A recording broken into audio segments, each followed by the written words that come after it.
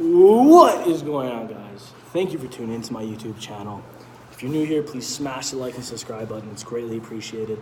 In today's video, we're going to be discussing my MBTI assessment and what it says about my communication style and how I will be implementing what I learned into my study abroad experience in this next upcoming year. So when I took the MBTI assessment, I was pretty sure I was ESTJ.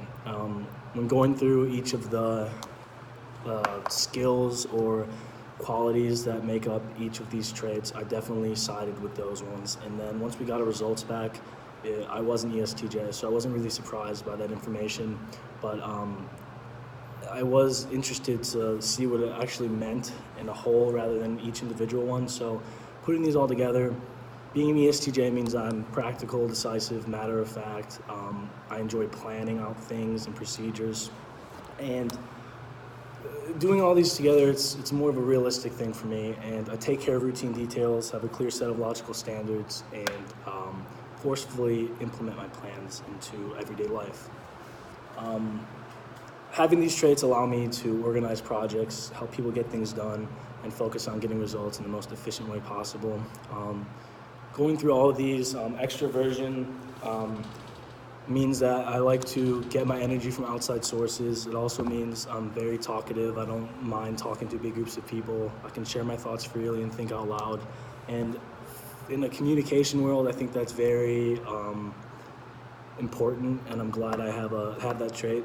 That's a trait that I possess, and going forward, I definitely will implement that when talking to other people. So the second trait is sensing.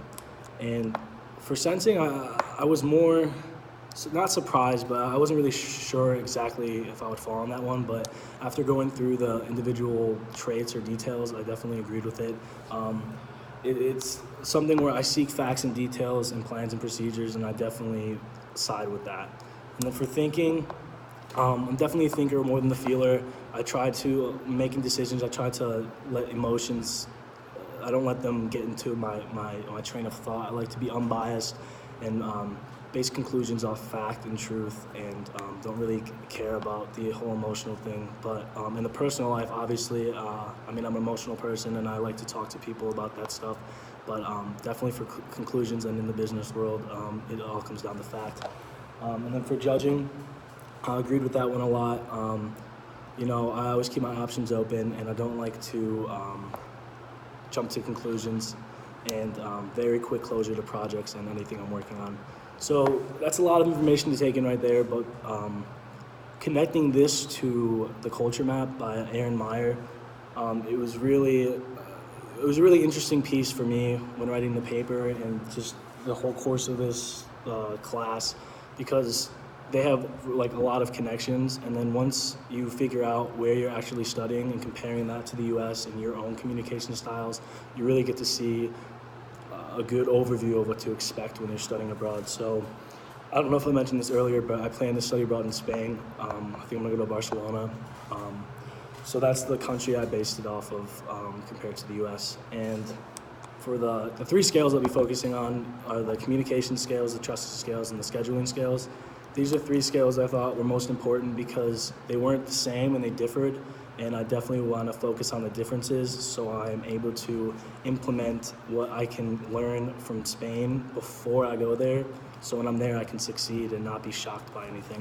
So for the communication scale, US is extremely low context, and Spain is more high context. So what this means is, in the US, and for my communication skills, personally as well, I like to explain everything, get everything out on the table, and have no miscommunication through inexplicit words. So comparing that to a high context culture like Spain, they sort of have all these verbal cues and are very implicit in their communication style.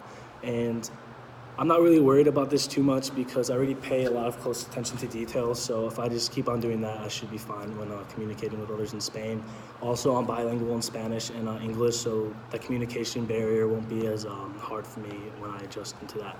The second scale is trusting. U.S. is very task-based and Spain is really relationship-based, so there's obviously a conflict there. But once again, I'm not worried about that because personally, even though U.S. is task-based, I'm very relationship-based. In order to trust someone, I think you need to have a personal connection with them and get to know them. And being an extrovert especially, I am able to talk to people and get to know them on a deeper level. So I'm actually excited to experience a different sort of trusting scale, per se. And then scheduling, U.S. is on linear time and Spain is on flexible time. This will probably definitely be the biggest struggle for me. As like I said before, I'm very detail-oriented. I like to plan things ahead, and I always have a schedule. Even now, I always make a schedule for the week, what time I'll wake up, what time I'm gonna eat, go to the gym, etc. Get my stuff, work stuff done. So having that linear time compared to flexible time will be a hard adjustment for me. But I think in order to succeed in Spain, I will just have to fit into their culture and adjust my ways a little bit, try to be more loose and flexible and not be so strict on those time restraints. But overall, I'm very excited for this experience overseas, and this class definitely helped me understand the different cultures of more than just Spain, but all countries. And I really think I have my head on my shoulders here and will be prepared when going there. Peace out.